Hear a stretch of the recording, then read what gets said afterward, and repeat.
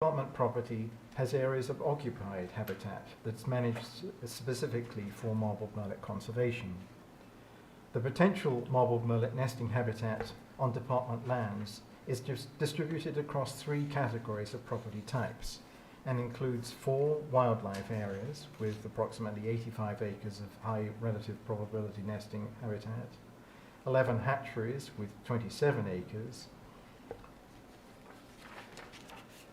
and another category we're calling other. There are 44 other department managed properties which include boat ramps, launches, riverbanks, access, bank angling, parking, recreation, conservation areas, wildlife viewing. There are 67 acres of high relative probability nesting habitat in these areas. These other properties have probable nesting habitat ranging from less than 1 acre to areas of over 100. Only 4 properties, however, have patches of more than 5 acres of potential nesting habitat.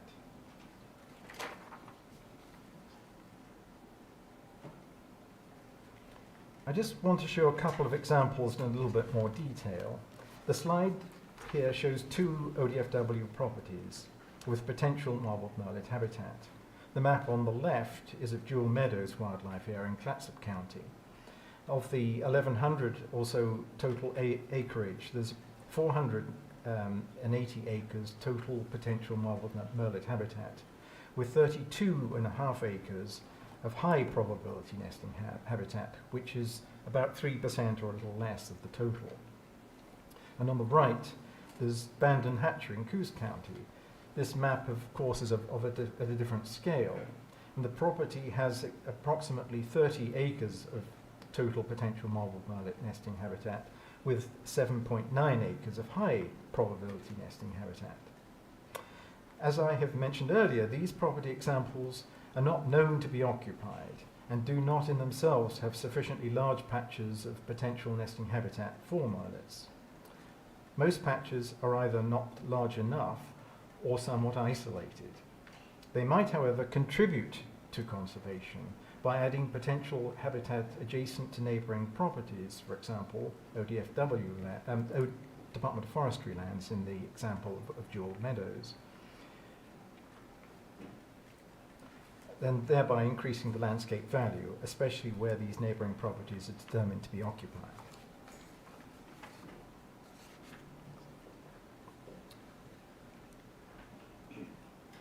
The staff proposal for the role of our lands will play in the conservation of the marbled murrelet is as follows. Firstly, ODFW owned and managed properties will ensure implementation of the survival guidelines for the marbled murrelet. In addition, on those specific properties where we determine it is feasible, forested habitat will be managed to contribute to the conservation of the marbled murrelet. The example that I've just provides that example.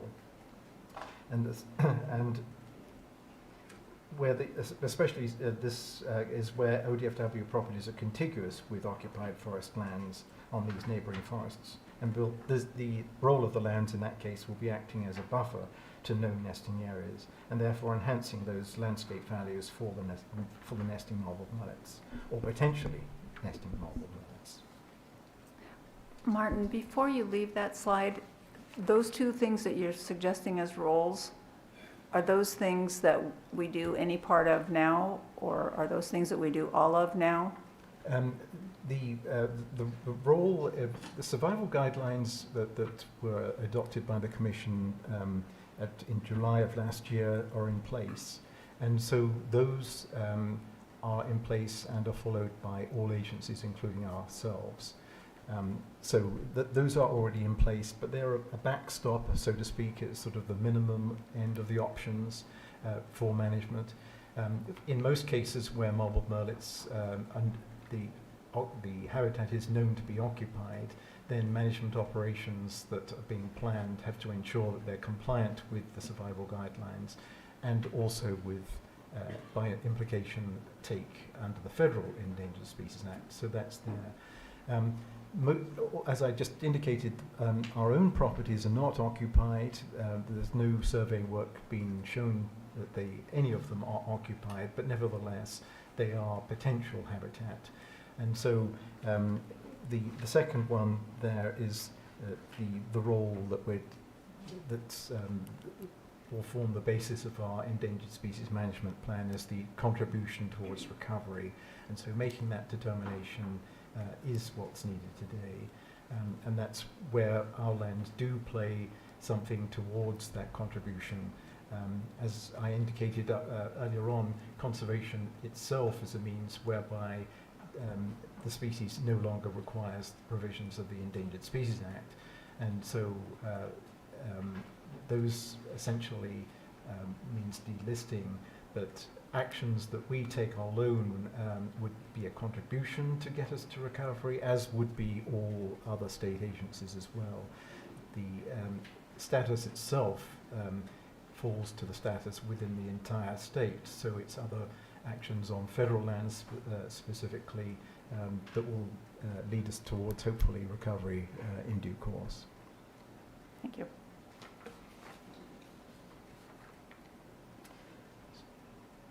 So to the next slide.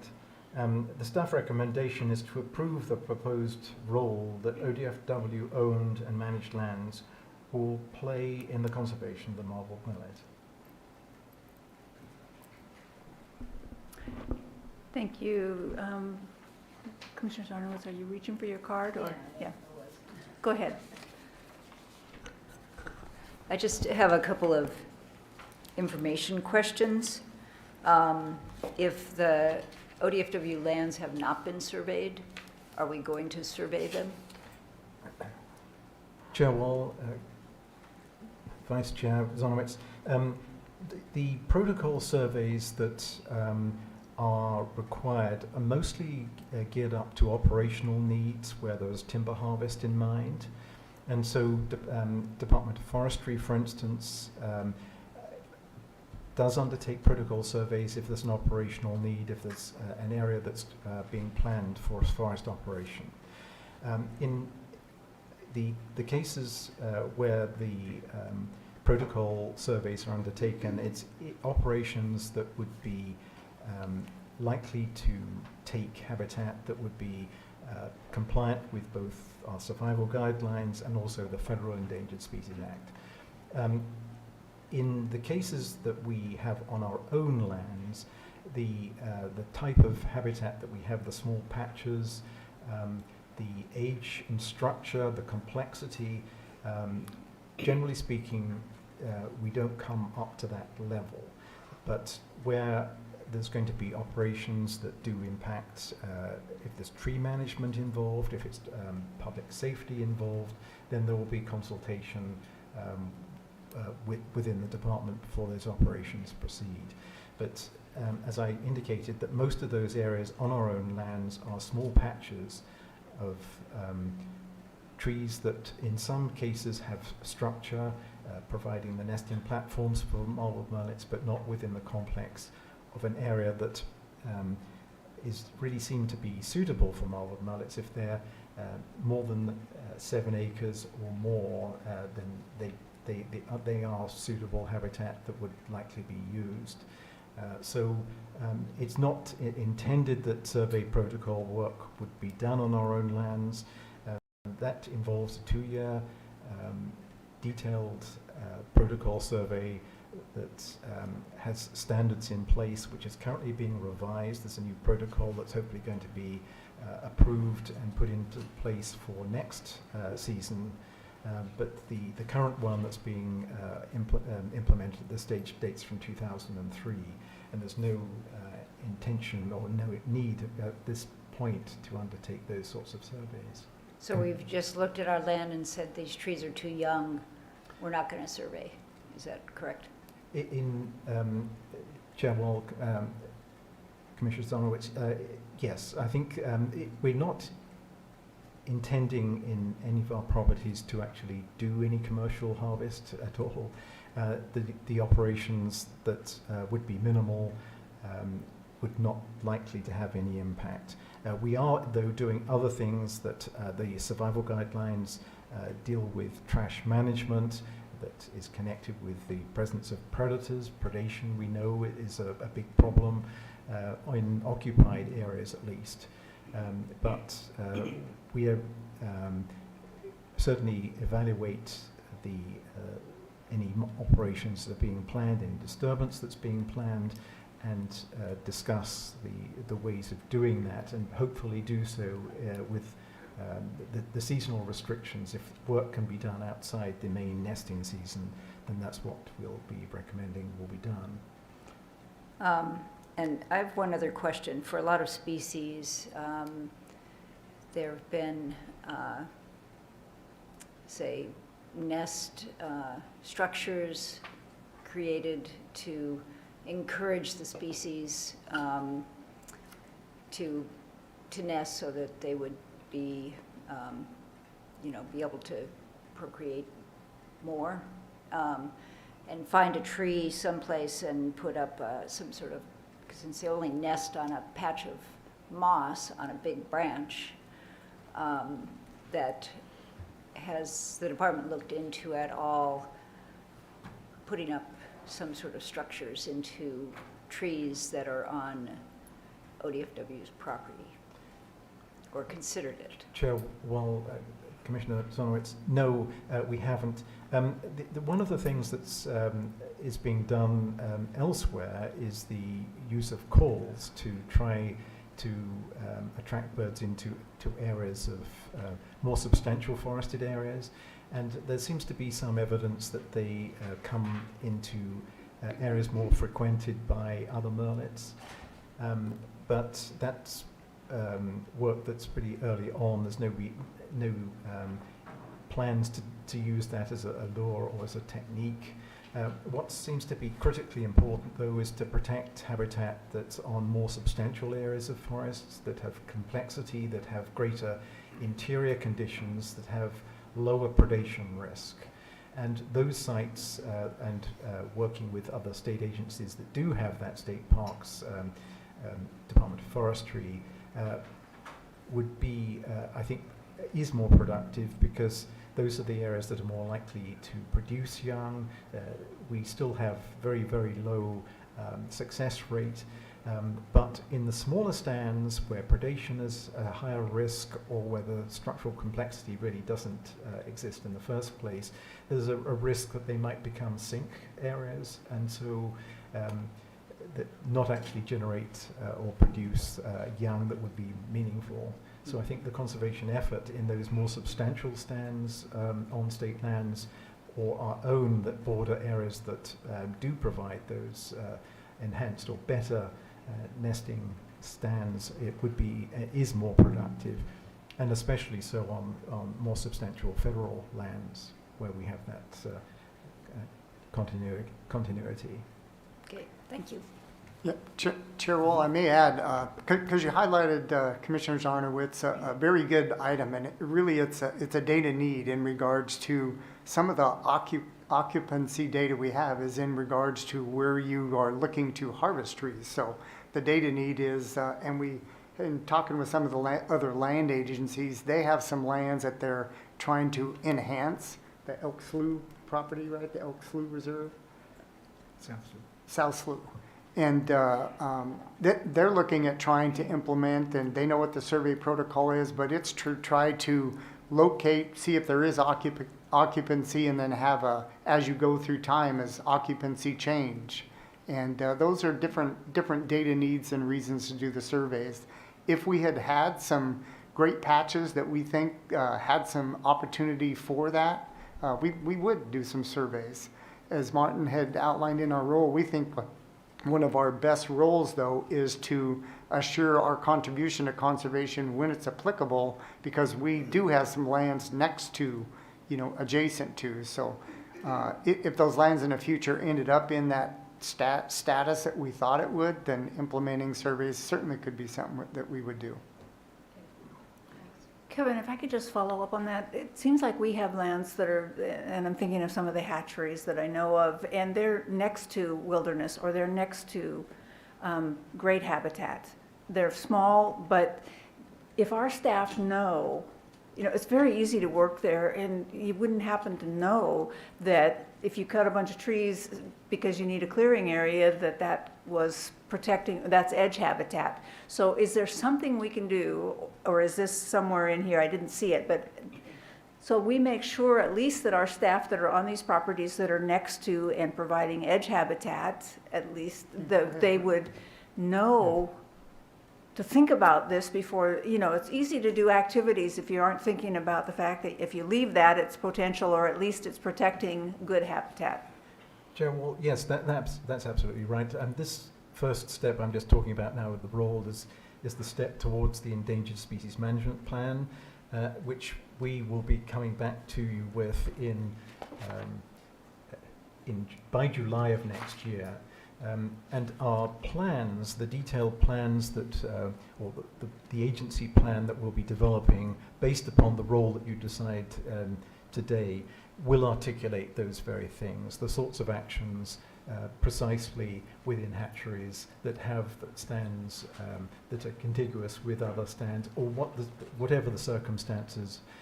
That plan will outline the detailed level of what contribution we'll be actually undertaking. So I Yeah, think and- I heard you say there would be a third bullet on our role, which is we would inform our staff that are managing our properties that are next to these, that are edge habitat, Yeah, that we would at least inform our staff of how important that edge habitat is and where they are, if they manage and watch for this issue. So Yeah, you were that's about to say something, Kevin. Exactly right, Chair Wall. And, we aren't, Martin and the team, not doing this in a silo. So we've already been in contact with hatchery operators and in the watersheds, because again, the survival guidelines started immediately. So as you look back through the data and you see where there is potential murrelet habitat, nesting habitat identified on any of our properties, you have to implement those survivor guidelines. So that includes that if you're doing any kind of removal of those trees that are identified as that habitat, you have to consult. Thank you. Any other questions, comments? Go ahead. Oh, wait a minute. I'm sorry. there's Whoops, public. sorry. Oh, I'm sorry. Could we ask you two to stay close but let our people Oh, testify? absolutely. Bob Salinger, we have one person to testify on this one. And while Bob's coming up, I guess I would just follow up that last line of questioning to say that, as a general rule, our individual facility managers, be they hatchery or wildlife area, they're not out conducting clear cuts without No, I know, a but great you- deal of coordination amongst not only internally but externally. So yeah. I know, but I've seen. Go ahead, Bob. Good afternoon, Chair Wall, members of the Commission, and Director Melcher. My name is Bob Salinger. I'm the Conservation Director for Portland Audubon. I appreciate the opportunity to testify on this today. I want to express my appreciation for Martin. We've worked with Martin on peregrines for decades and other issues as well, and it's nice to work with him on murrelets these days. So uplisting really needs to mean something. The decisions that were identified when, as landowning agencies that affect murrelets, that the report is so incomplete right now. We're a year out from listing, or more than a year out. They have only 6 months left to develop their management plans, and most of those agencies in the report are placeholders still. Martin assures me that they are moving forward, but we can't see that as stakeholders. And it's important that they really identify their role now and show that they are moving forward so they can get to their management plans, which will reflect the roles that they adopt at this point. It's unfortunate that we can't see that today because we can't critique it. Our comments can't comment on whether at this point Department of Forestry or DSL or others are on track and that we agree with what they're describing as their role. And we don't want to get to the management plans and have to address that so far down the road. Again, I would emphasize that we only have 6 months left for those management plans to be developed, years gone by. The ODFW role, we would like to see it more robust, and I appreciate the comments that have been made today already. We see ODFW's role as multifaceted. We see a role for them obviously managing the lands they have, but also education, monitoring, outreach, public engagement, surveys. I think surveys are actually very important. It's important to know whether they're there. The way we've managed marbled murrelet lands in this state has been take avoidance. Basically, unless we're going in and harming that habitat, we just don't look to see if they're there. But it's important to know if they're there, because that's how we can be proactive. If we find out that there are marbled murrelets on ODFW land, that's an indication that we ought to be stepping up our game, and as we already discussed today, talking about the lands that surround them, can we enhance those habitats? We know, unfortunately, from the uplisting hearings that many of the remaining habitat patches are small and isolated, unfortunately. We need to be adding those. We need to be figuring out which ones are viable, and if ODFW owns viable patches, and they do, how do we start to enhance and build off of those? Maybe it's acquisition of surrounding landscapes. Maybe it's working with adjacent partners. Maybe it's enhancing your own property further. But if they're there, we ought to know it, and we ought to be proactively managing for it and expanding it. Otherwise, we're going to still have lots and lots of isolated fragmented habitat 5, 10, 20 years from now. So we really would encourage you to take on a conservation role, an aggressive conservation role, survey, see where they're at, see where they potentially could be at, and then figure out which one of those sites really can be enhanced, or which ones of those sites can be enhanced. Also, I think really engaging the public there. ODFW can really be an example of, as already been discussed, predator management, reducing garbage, educating the public, making this something that visitors to the site can really learn about. Being an example for other agencies. You're the wildlife agency, you should really be the best example of how to take these marginal habitats and convert them to something better. The last thing I'll just raise is one thing that really wasn't addressed, and it's a little bit of a question mark in this process, is the agencies that have ocean management responsibilities. We know that these birds are being squeezed both on the ocean and on the land. It's not entirely clear how ocean management agencies fit in. You're obviously one of those. But I think this process also ought to be looking at that side of the equation. And are there things that agencies with responsibilities for the marine environment can do to step up as well? So with that, I will end. I know it's been a long day for y'all, but I appreciate the opportunity to comment. This is an interim step, so we recognize that we're kind of in the middle of a process, but we wanted to flag these issues early. Thank you. Thank you, Bob. I don't see questions for you. James Frazier being in the lobby popped up here. Is that for the item D? That's for D, yeah. Got it. So that's it. Vice Chair, I think you were ready to make a motion before. I think I might add to this motion. I think, and that, excuse me, some of what Bob Salinger said was what I was trying to get at by asking the questions about surveys, because I know now that is how marbled murrelets are treated, that it has to be an action before we go out and try to find them. And I know that they're difficult birds to find, but there's some newer ways of trying to locate them, as you mentioned, with sounds.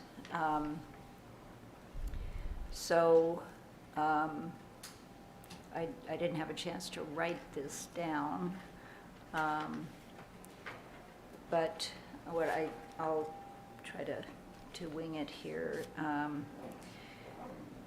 So I move to determine that department-owned properties will play a role in the conservation of marbled murrelet as proposed by staff in attachment 1. This should include surveys looking towards protecting or purchasing adjacent department lands and potentially purchasing adjacent lands if they are considered probable potential or high quality marbled murrelet habitat. Did you write that down? I think I got it. Okay. Give me 1 second. Okay. What I wrote down is the motion that was on our list of draft motions. I'm speaking for Commissioner, for you right now. Yeah, okay. I move to determine that department-owned properties will play a role in the conservation of marbled murrelet as proposed by staff in attachment 1, including surveys looking to protect or purchase adjacent properties if probable potential or high-quality habitat exists. Yeah.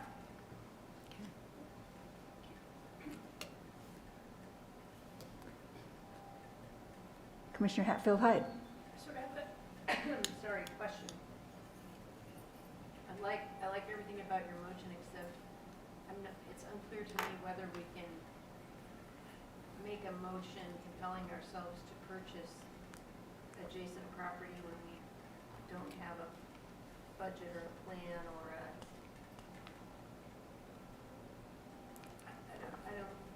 I think I was, don't know what to do, I don't quite know what to do with that, but I'd like to second it, but that feels very scary to me. It's kind of like, okay. you know. I think I corrected myself to say protect department property and look at purchasing or acquiring adjacent properties that are potential for high quality marbled murrelet, something along those lines. It's also. Or working up agreements with them, I guess we could add in there too. But, I mean, one of the things that I think has been good about property acquisitions that we've done, and Lyman is a perfect example of that, is that we're pretty careful about how we're fairly, oh, jeez, bad idea. We're just more, we're careful about that sort of thing, so that it doesn't turn into drama. So, anyway, I'd like to second the motion without the explicitly pointing out purchasing adjacent land at this point. Unless someone else just wants to second it. And I think I understand your point, and I think that saying purchase out loud tends to scare people. I think that if we softened it the way I heard the vice chair say was consider options such as purchase and easements or something like that to protect those adjacent properties, or are you uncomfortable with the whole thing being in there?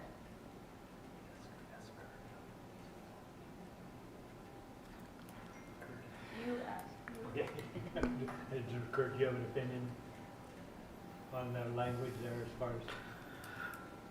Well, Chair Wallen, I know we're getting some feedback, so I'll wait. Turn mine off. I guess I just want to make sure, I don't want to bring you all the wrong rock again. And so with regard to survey, you know, there's a lot of different definitions of marbled murrelet surveys, everything from the highly rigorous surveys to perhaps much less rigorous, more like citizen science surveys. And I don't want you all to think that somehow we're going to be doing, you know, complete statistically valid surveys of all, however many hundreds of acres, and they're not all in one parcel. You know, of course, they are in multiple small parcels around the coast. So I just want to make sure that we know what it is you expect in terms of surveys. And then with regard to the property acquisition, clearly the commission has the authority to acquire property. That's in statute. It is absolutely in statute. I think that property acquisition is an important and meaningful way to address, you know, wildlife habitat issues and potential bottlenecks. I think it goes without saying that we should be interested in acquiring key habitat like we do all the time. And it's just a matter of lining up the appropriate fund sources and doing the due diligence, because anytime we acquire property, there's always a high risk of you know, negative community or local response. So I'm not as worried about having the, you know, consider acquiring property in the motion as I am about having this direction to do surveys, when I don't want to deliver the wrong surveys or not the level of surveys or whatever it is you all are expecting. Well, I guess for me, it seems strange for the department to only rely on the forestry or aspects, or of whatever. If somebody's going to do something, then we go out and check for them. We didn't do that with peregrines, and you know, we don't do it with with spotted owls, for instance. I don't know if the department was involved with spotted owls at all, but certainly the feds didn't wait for timber sales until they surveyed for spotted owls. So I think survey is a very broad term. I don't have any specifics on it because have never done a marbled murrelet survey. I've read about them. But it seems to me the department should be, if they see potential habitat or high quality habitat on their property, they should check it out. Whether that's somebody sitting nearby and waiting for a marbled murrelet to fly by, or using calls or something like that. So I don't, it's a broad term, and the department can interpret that how they want, as far as I'm concerned. Okay. It does make sense to me to, and it's why I asked the questions I asked early on about, are we doing more in our role than what we're already doing? Are we advancing at all in ours? And so it makes sense not to have open-ended things. I get that part, but they're just, it seems like there would be a way for the department to be the one that has a bit of a leadership role and is looking for these options. And maybe that's the way to say it, is considering options to protect adjacent properties with probable potential or high-quality habitat. At least we're doing, at least we're getting it in there that we're looking for them and we are looking for that role. And that seems important, that if we uplisted them, we should take a step to at least try to do more than we're doing. And what we're doing is great, it just, maybe we could do a little more. Kurt, I could weigh in a little bit if you'd like. And maybe one of the ways that we could do that, because I think you're asking us to, as we present the Endangered Species Management Plan, to reflect this idea that Jill has in addition to the motion. And I think a way that we'd be able to take that and build that in is to, in addition to the motion, have consideration for surveys where patch size and potential habitat quality is evidenced. And that kind of gives us that task to, if we think it's there, we should go look for it. And we'll build that in because it is as you saw on that map, it is a very complex array of properties. Many of the boat ramps and access points are 3 large trees that, by large, it just means they showed up on a GIS, layer, and they certainly aren't a place that we're going to go do surveys or that have potential to make that in the future, even with 50 or 100 years of growth, to make them into a nesting tree. But I think with direction like this, that's general, but is important for us to build into the Endangered Species Management Plan. We certainly will take that on. So here's what I wrote down. Get my glasses on so I can read my writing. I move to determine that department-owned properties will play a role in the conservation of marbled murrelet as proposed by staff in attachment 1. This should include consideration for surveys where patch size and structure is potential marbled murrelet habitat. And I don't know how to include the potential after that. The potential For purchase or agreements.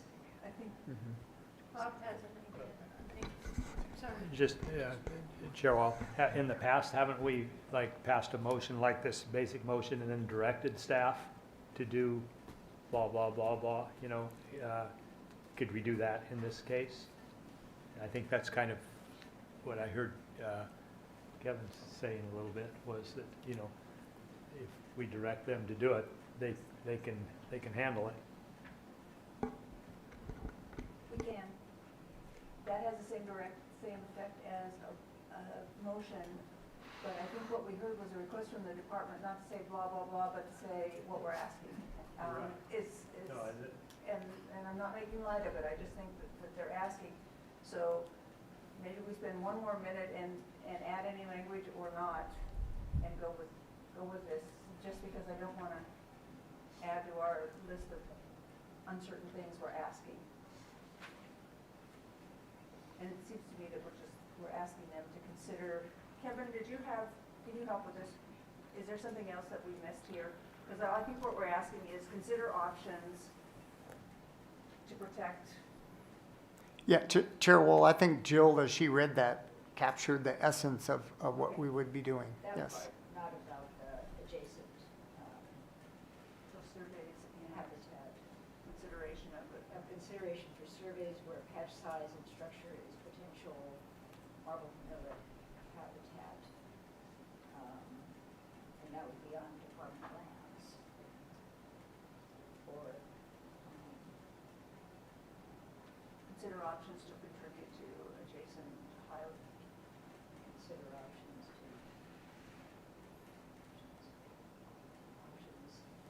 To contribute to protection of adjacent. protections. Of adjacent high-quality habitat. Probable potential or high-quality habitat. I think you've got the two light notions you had there.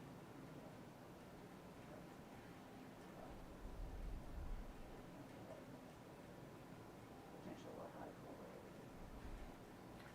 Consider, sorry, I cannot hear what.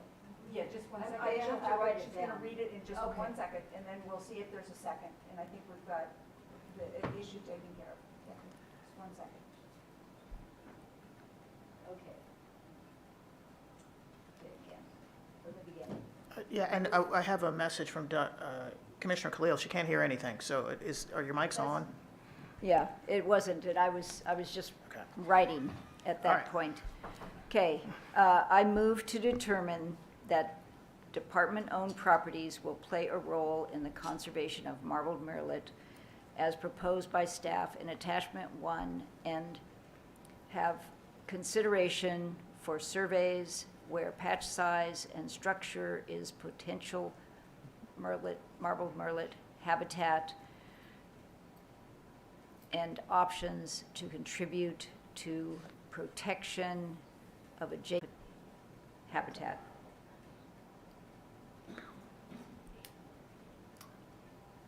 Commissioner Hatfield-Hyde.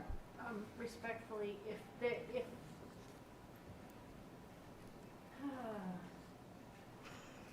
it would need to say, like, it's back to that purchase concept again, like either say purchase or don't. Well, there could be agreements, there could be easements, things like that. Okay, read that part again then. Okay. In the- It left it open, Okay, and options to contribute to protection of adjacent potential and high-quality habitat. Options to contribute to protection of adjacent potential and high-quality habitat. The options are wide. And consider, yeah. So I think we're considering options, any range of options, and it certainly isn't limited to purchases or easements or, No. there are lots of ways to contribute. Yeah, okay. agreements. So I'll read it again. It's not very refined, but I move to determine that department-owned properties will play a role in the conservation of marbled murrelet as proposed by staff in attachment 1, and have consideration for surveys where patch size and structure is potential marbled murrelet habitat, and consider options to contribute to protection of adjacent potential and high-quality habitat. That work? Is there a second? I'll second to get it on the table, Yeah. so we can move forward. Yes. It's been moved and seconded as was read into the record. Any questions, concerns, comments? You call the roll, please. Hatfield Hyde, Yes. Spellbrink, Yes. Labhart, Laborde, yes. King, Yes. Khalil, Yes. Zarnowitz, Yes, Wall. Yes. Thank you, motion passes. We'll go to, I got a quick. oh, sorry. So, so what I'm about to say is bittersweet. So Kevin, I understand you're about to retire at the end of this month. And the bitter part is I'm going to severely miss your advice, your counsel, your, well, you really want to do that, Mark, kind of talks that get me on the straight and narrow. Your expertise that you have provided to me, your caring about the wildlife species that you are charged with to protect. I'm just going to miss all that. So that's the bitter part. The sweet part is I hope you enjoy retirement. I understand you're going to come back temporarily, but this might be your last time testifying before us. So I just want to thank you for your 30-plus years of service to this agency. Have fun, my friend, and we're going to miss you a whole bunch. And you have, right behind me, you have achieved that mission statement to the best of your abilities, and I very much appreciate it, and I hope the department does too. You're going to be sorely missed, my friend. So, thank you. Cheers, Commissioner. Thanks. Wow. Hard to follow up that one. Thank you both. I think we will now go to minutes. Are there any revisions or changes to the minutes as they were written? yes, there's, I can get my glasses on.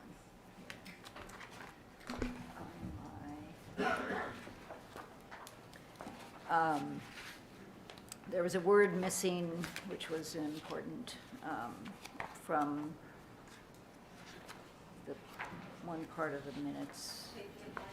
Yeah, page 8, line 6. I just wanted to get my document, of course, it's not around. Yeah, that you captured in here, and in line 6, there's actually already a word that says remove, but it was to remove the remaining language that was in the OAR, and that motion passed. And I looked up maybe I have it in here. Yeah. So if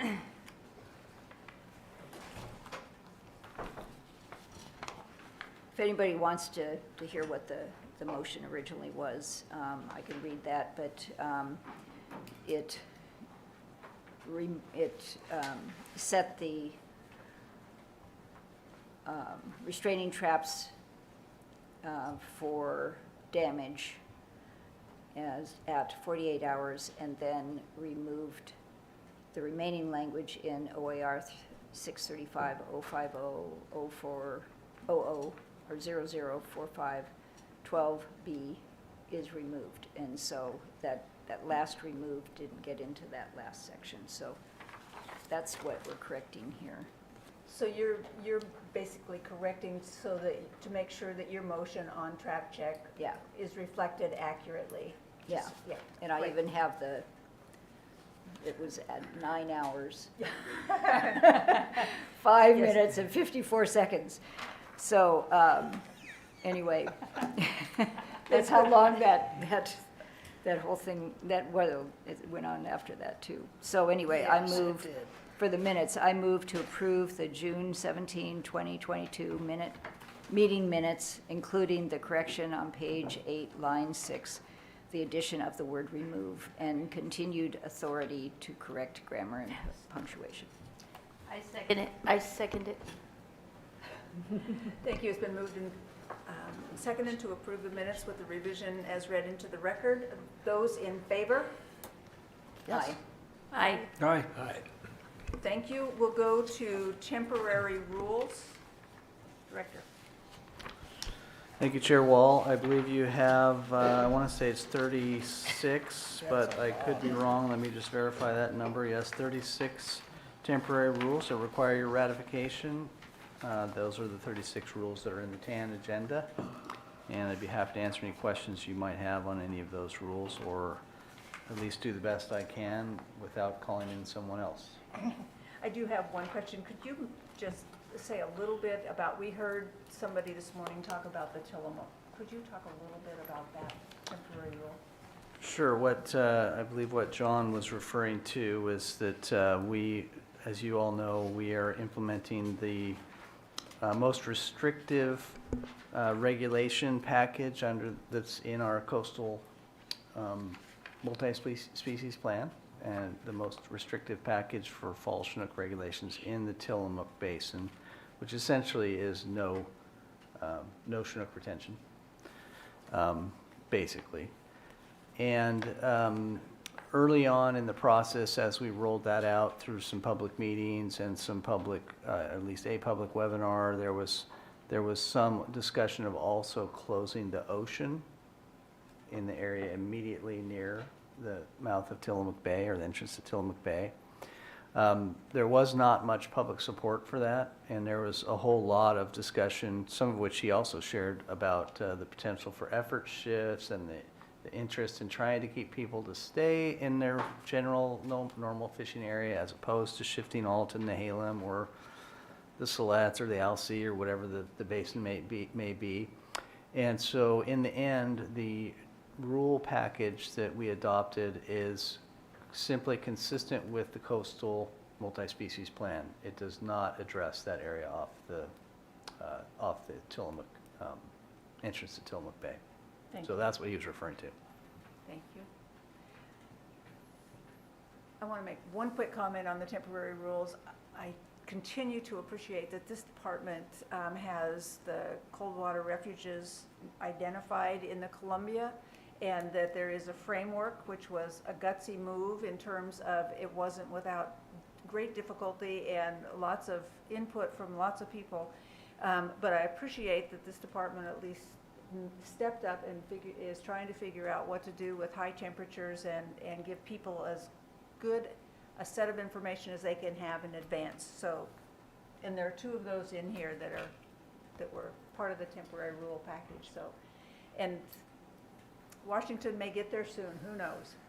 Do I hear a motion on this one? Okay, just first, Joel, I might mention something. That is that it was brought to my attention on the Deschutes, as far as cold water refugia, there was time during that heat wave when the Deschutes was actually running warmer than the Columbia. So anyway, so much for thermal refugia in front of the Deschutes. Reverse refugia. So can I get a motion on this one? Yeah, I would move to ratify the 36 temporary rules set forth on the August 5th, 2022 agenda. Second? It's been moved and seconded to adopt the 36 temporary rules as read into the agenda, into the record. Those in favor? Aye. Aye. Aye. Thank you. It passes, that motion passes as well. We have two items left. First, Commissioner King has a do you need a minute? Would you rather go? I forgot, hold on. Would you prefer that we go to the other budget item or Do you want agenda? me to go down there? Your choice. Yeah, because I've got this, you got the pointer clicker thingy? I'm like a bully, so. And while she's doing that, I would just note for the record that I did hear Commissioner Khalil vote aye on the temporary rules, so I just want to put that in the recorded record. That was a Yeah. Thank you. Okay. And so I don't need to touch the keyboard at all? Don't touch the, okay. Don't touch any buttons, got it. All right. Thank you for all of you that remain, hanging in there. All right. right, Chair Wall, Vice Chair Jonowitz, fellow commissioners, Director Melcher, for the record, I'm Commissioner Leslie King, talking to you about the poster day. I did a brief presentation so that you would understand how I created it and why I created it. And it begins with obviously us, ODFW. And so I'm in meetings once a week in Portland, and once a week I get the question, what is ODFW? And because I get that question, I can never get to the point, usually, of the meeting, which is talking about the OCRF. I can never get there until the very end after I explained all of it. And so I've worked a bit with Kurt and with INE, and I've created a PowerPoint that kind of helps me get through that a little bit faster. But it also just made me realize the deficit that we have. Like, what is going on, like, in terms of our lack of name recognition in the city of Portland and what that means. And what that means in terms of our communication and reaching new audiences, reaching new funders, reaching new fee payers, and some of those issues. So I start with the Portland neighborhood. So this actually isn't too far. This is in Southeast. I live in North and Northeast, so this is a little bit far for me, but it's called the Portland Mercado. I've since learned there's many Mercados. There's one in Hood River. There's a lot of them kind of popping up. Mercado means market in Spanish. This one is on Foster Road. And if you can see, is this working? Yeah. So obviously this is the road. This is a little side street. So this is kind of the main street. Right in here is the food trucks, the line of food trucks. Okay. And so when I'm on the next picture is if I went down the side street, that's how you enter the actual Mercado. So I took the first picture on the other side of this. So that's the Mercado. And that's the food trucks. And cue the Vaquero, they're making his order. And it just sort of occurred to me that line of food trucks, the very next exit off of I-205, you're heading south, that's exit 16. I think the next exit is 17. So we're talking a mile. That next exit is Johnson Creek, which is where Sportsman's is. The next exit after that is Clackamas Town Center, which is where REI is. So we're talking 5 city miles, maybe. It might as well be a world away. Because, you know, when I say to them, like when they ask me who I am, what I do, and we talk, begin to talk, and I kind of get the, "Keh?" Like, you know, what? Like, what are you saying? This is what I get all the time.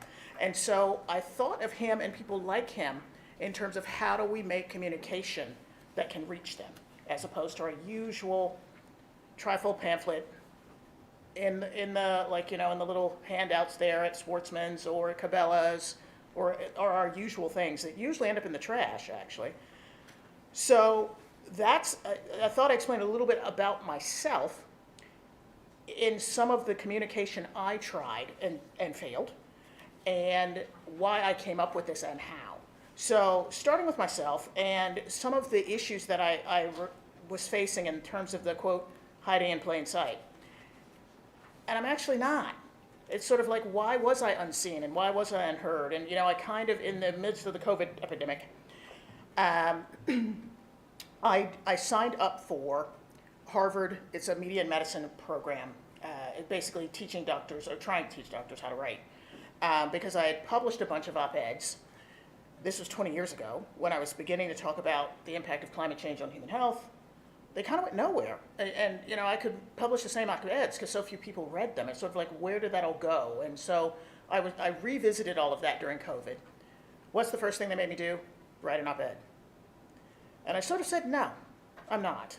But then I did. But then I worked with an illustrator who helped me create a comic, or at least a graphic novel, based on the narrative of the op-ed. So I just come back from Aussie, so we used my duster, and we created, based on the invisibility, like an origin story in terms of the adventures of. And now, the way the comic worked, this is it's 4 pages in total. It's a little pilot comic. And all comics, at least in English, you do the Z. So you start top left, and you go across. Then you hit the return button, you go across. Your return button, that's how, so you constantly are doing the Z when you're reading a comic. So this is a 2-page spread, hence the line.